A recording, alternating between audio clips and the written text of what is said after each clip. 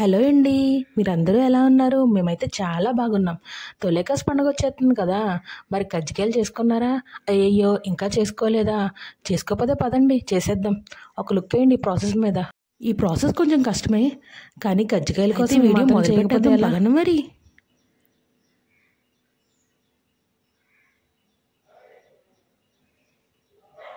ముందుగా స్టవ్ మీద మూకుడు పెట్టుకుని ఆ మూకుడు బాగా హీట్ అయిన తర్వాత 100 గ్రాములు నువ్వులు వేసుకుందాం. నువ్వులు సిమ్లో ఫ్రై చేసుకుందాము.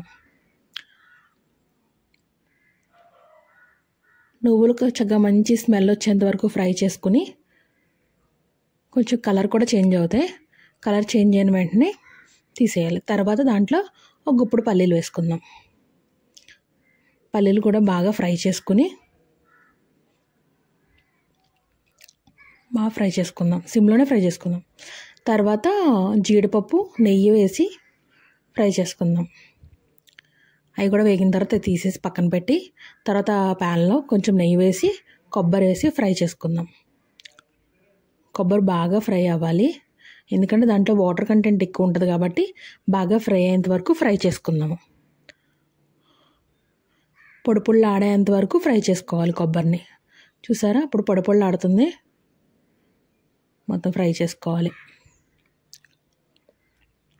మిగతా కొబ్బరిని కూడా నెయ్యి వేసుకుని కొబ్బరి వేసుకుని ఫ్రై చేసుకోవాలి.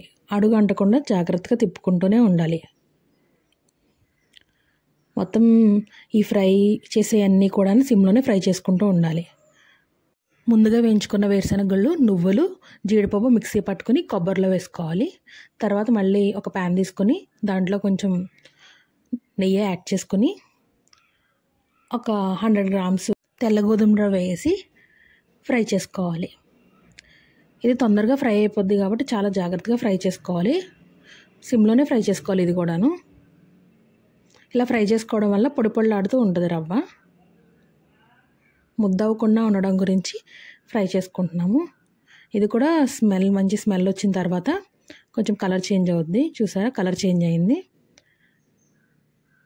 కలర్ చేంజ్ అయిన తర్వాత స్టవ్ ఆఫ్ చేసేసి బాగా రవ్వను కూడా కొబ్బరి దాంట్లో వేసి బాగా కలుపుకుందాము. ఇవన్నీ చల్లారేంత వరకు అలా పక్కన పెట్టి ఉంచాలి. బాగా కలుపుకోవాలి. వేడిగా ఉంది కదా, కలుపుకొని తర్వాత చల్లారిన తర్వాత ఒక 250 గ్రాములు బెల్లం వేసుకుందాము. ఒక 1/2 కేజీ షుగర్ యాడ్ చేసుకుందాము.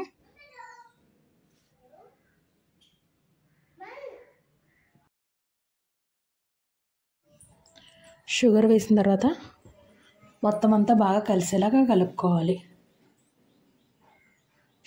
బెల్లం ముక్కలు ముక్కలు కింద ఉండకుండా బాగా పౌడర్ కింద అయిపోయేలాగా కలుపుకోవాలి. తర్వాత షుగరు, ఇలాచీ పౌడర్ మిక్సీ పట్టుకుని తర్వాత దాన్ని కూడా పౌడర్ని కూడా వేసుకొని బాగా కలుపుకోవాలి. బాగా కలుపుకున్నాక ఒక బౌల్లో తీసుకుని పక్కన పెట్టేసుకోవాలి దీన్ని. తర్వాత ఒక ప్లేట్లో 1 కేజీ మైదాపిండి తీసుకుందాం.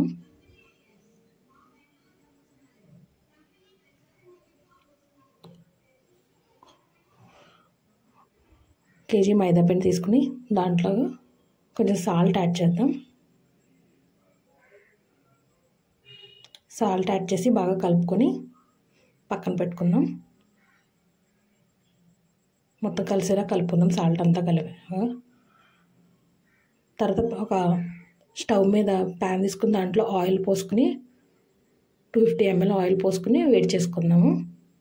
బాగా బాయిల్ అయ్యేంత వరకు మరగబెట్టుకోవాలి ఈ ఆయిల్ని. ఆ ఆయిల్ని తర్వాత ఆ పిండిలో మొత్తం కలిసేలాగా పోసుకోవాలి. చూడండి ఎలా వస్తుందో అలా ఉడికేలాగా రావాలి. తర్వాత ఒక గరిటెతో కలుపుకోండి, చేత్తో అయితే కాలుతుంది. సో ఒక గరిటెతో కలుపుకున్నాక మిగతా ఆయిల్ కూడా కొంచెం కొంచెం పోసుకుంటూ కలుపుకోవాలి.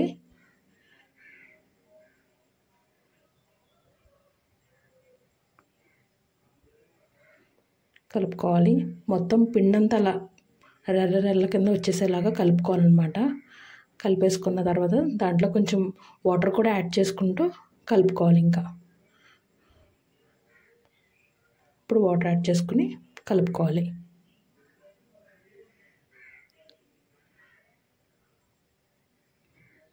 సాఫ్ట్గా కలుపుకుంటూ ఉండాలి. సాఫ్ట్గా కలుపుకొని ముద్ద చేసుకోవాలి. ఎక్కువ పిండి ఉంది కాబట్టి 2 ముద్దల కింద చేసాం మేము. ముద్ద కింద చేసుకుంటూ కలుపుకోవాలి.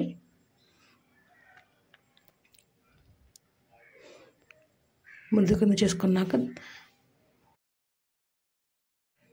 తర్వాత చపాతీలా ఒత్తుకొని గజ్జికాయల పళ్ళ మీద వేసుకుని తర్వాత ఇందాక ప్రిపేర్ చేసుకున్న స్టఫ్ దాంట్లో పెట్టుకొని చుట్టూరు ఆ పౌడర్ బయటికి రాకుండా లోపలికి అడ్జస్ట్ చేసుకోవాలి. ఆ తర్వాత తడి క్లాత్ తోటి చివర్లు అద్దుతూ ఉండాలి. అద్దిన తర్వాత నొక్కి ఎక్స్ట్రాస్ తీసేయాలి. బాగా నొక్కాలి, లేకపోతే బయటికి వచ్చేసిందంటే మొత్తం అంతా పాడైపోద్ది, చీదేస్తుంది అంటారు కదా, అది అవుతుంది అనమాట. అలా చేసుకుని పక్కన పెట్టుకుని వండి ఇంకోసారి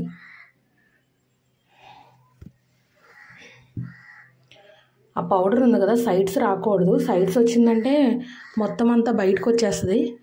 ఆ పైన ఉన్న చపాతీ అంతా చిరిగిపోయినట్టు అయిపోద్ది. సో అప్పుడు బయటకు వచ్చేది స్టఫ్ ఆయిల్లో వేయగానే. సో బాగా అడ్జస్ట్ చేసుకుని లోపలికి వేసుకోవాలి. నీట్గా ఎక్స్ట్రాస్ అన్నీ తీసేయాలి.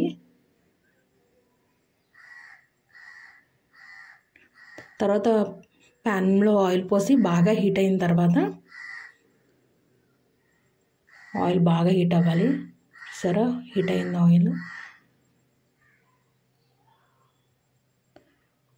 ఆయిల్ బాగా హీట్ అయ్యేంత వరకు ఉంచుకొని తర్వాత ఒక్కొక్కటి జాయిగా దాంట్లో వేయాలి.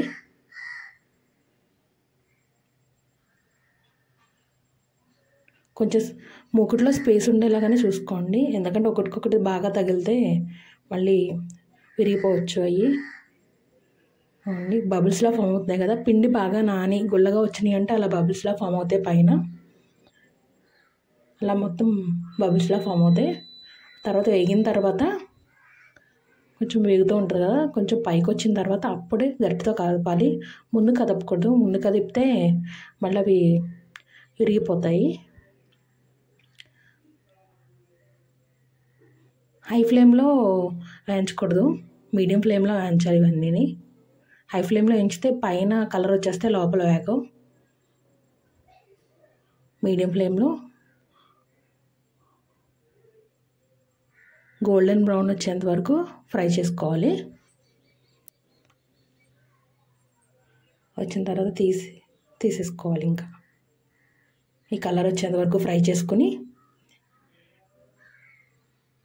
నూనె వాడే దాంట్లో వేసుకోవాలి. డైరెక్ట్గా మనం ప్లేట్లోనే పెట్టేస్తే ఆయిల్ మళ్ళీ వాటికి కింద ఉండిపోతుంది. సో నూనె వాడే దాంట్లో వేసుకుంటే ఏదన్నా ఎక్స్ట్రా ఆయిల్ ఉంటే కిందకు వచ్చేస్తుంది అనమాట. అంతే, తొలకసి కజ్జికాయలు రెడీ అయిపోయాయి.